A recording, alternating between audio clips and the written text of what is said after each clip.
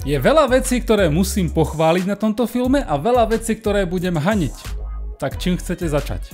Ja som presne ten divák, ktorý má rád humor a vtip Jamesa Gunna, takže podľa tých iných kritikov, ktorí hovoria, že toto je presne ten film, ktorý očakávať, by som mal byť cieľové publikum. Mal by som dostať presne to, čo čakám a čuduj sa svete, na Supermana mi ten nikde nekončiaci humor prišiel až moc. Možno už som zmanipulovaný všetkými tými Supermanmi predtým a obecne tou temnou stránkou DC, ale vôbec by mi nevadilo, keby tento Superman mal trochu viac vážnosti.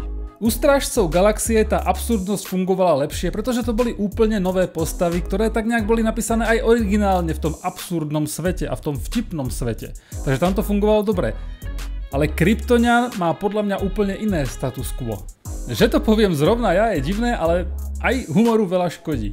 Ale pozor, tento film sa snaží o silné momenty a aj sa mu to darí. Má monológy a dialógy, ktoré by mohli ukázať tú vážnejšiu polohu.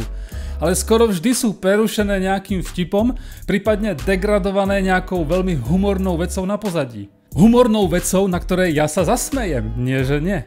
Ale chudák Kal-El z toho potom vyznieva až moc parodicky. A sesternica alkoholička a neposlušný pes tomu úplne nepridávajú. Prečo by ho potom mala rešpektovať Justice League, teda Justice Gang, alebo aj nejaké tie iné postavy v tomto filme, keď všetko okolo neho je vtip.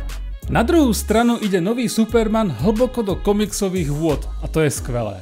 Fortress of Solitude, Superboti, všetky hlavné komiksové postavy, Krypto, to mi všetko robilo veľkú radosť a toto je podľa mňa aj cesta, ktorá vedie k úspechu nového DC. No je to aj problém tohoto filmu. Na jednu stranu som veľmi rád, že nemusím tisícikrát vidieť zase raz Origin Supermana, pretože to vážne nedáva zmysel si zopakovať, ale na druhú stranu tie nové postavy, tie nové deje, nové udalosti a celý ten svet, ktorý sa vystaval v sekundách, je proste strašne moc. Na jeden film na 2 hodiny. A tým pádom film častokrát pôsobí ako pokračovanie niečoho, čo sme nevideli. Nejakého filmu, ktorý neexistuje. To kvantum postav a udalostí proste nemá čas na poriadne kvalitné prerozprávanie, aby sa dostali divákovi pod kožu. Nemám žiadne výhrady voči hercom a všetky postavy boli zahrané dobre a boli sympatické. Keď teda nepočítam, že boli negatívne. A chápete ma. Ale v tak krátkom čase a s takým kvantom vecí žiadna z nich nedostala dostatok priestoru prerozprávať ten svoj príbeh, tú svoju motiváciu. A to vrátane Supermana. Tento Gunnov šprint je proste pozitívum a negatívum v jednom. Som rád, že som nemusel znova raz vidieť, ako Kal-El pristáva na zemi a dospieva, ale na druhú stranu mi chýba motivácia, prečo vlastne existuje Justice League.